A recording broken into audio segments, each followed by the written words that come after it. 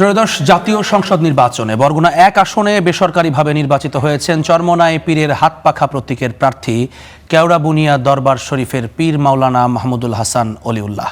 তিনি ১,৪০,২৯১ ভোট পেয়ে বেসরকারি ফলে নির্বাচিত হয়েছেন। তার নিকটতম প্রতিদ্বন্দ্বী বিএনপি মনোনীত প্রার্থী নজরুল ইসলাম মোল্লা পেয়েছেন ১,৩৬,১৪৫ ভোট। এই আসনে মোট প্রার্থী ছিলেন ৪ জন। নির্বাচনের আগে কখনো বিএনপি জোট, কখনো বা ১১ দলীয় জোটে যাওয়ার কথা ছিল চরমোনাই পীরের ইসলামী আন্দোলনের।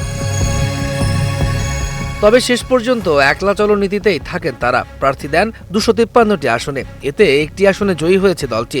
বরগুনা ১-এ ইসলামী আন্দোলনের প্রার্থী অলিউল্লাহ বেসরকারিভাবে জয়ী হয়েছেন। তিনি কেওড়া বুনিয়ার পীর নামে পরিচিত। ২৬-এর নির্বাচনে বিএনপি প্রার্থীর সাথে তার লড়াই হয়েছে হাড্ডাহাড্ডি।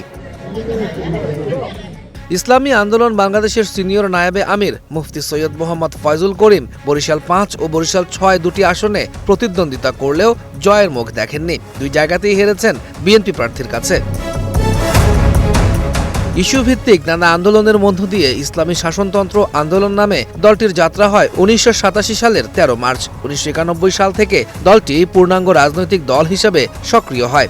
২০০৮ সালে নাম পরিবর্তন করে ইসলামী আন্দোলন বাংলাদেশ নামে নির্বাচন কমিশনে নিবন্ধিত হয়। প্রতীক পায় হাতপাখা।